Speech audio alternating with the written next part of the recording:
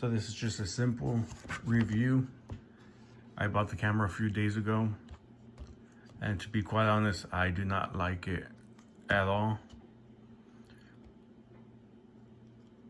It feels really light, really feels cheap.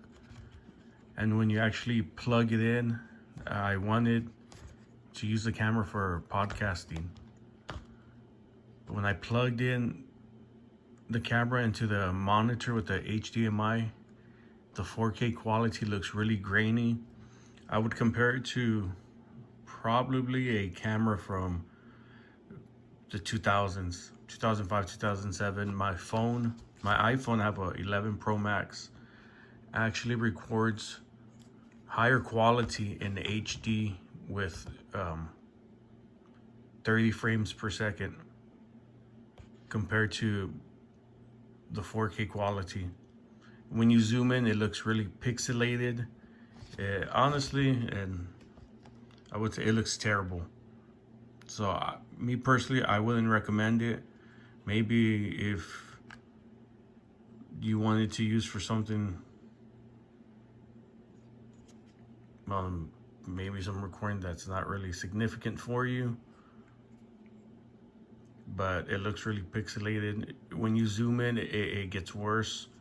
Or when you put the camera up close to something, it looks terrible. And I have no video because I don't have a HDMI to actually record so I could add it to this video, and I didn't want to go buy one just to show it, but I wouldn't recommend it.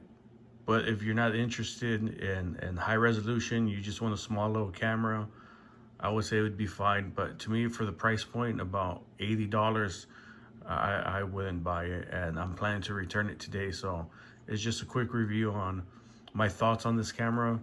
I don't like it. I'm gonna keep looking around. Hopefully I could find a good 4K quality camera. And the reason I got this, even though it's I believe it's 4K 30 frames per second FPS, for podcasting, you're not really moving around, you're just sitting down talking. So I didn't think it would make a significant difference, but even at that, it looks terrible. I personally didn't like it. So just my thoughts on it. So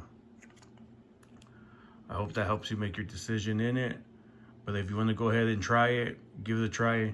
The thing I like about, you could return it. So that's what I'm planning to do, is return it and continue looking for a cheap, budget-friendly 4K camera. I would like to add that although it comes with several accessories that is showed here, to me it's still not worth compromising the quality of the 4K camera.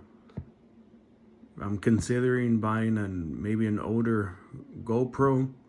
I've seen and I've read some reviews that older GoPros actually still look very good quality, or even considering buying phone that could display high quality 4K and just use it strictly just for a camera, just for the camera purposes, until I'm able to get maybe a mid-range or quality camera.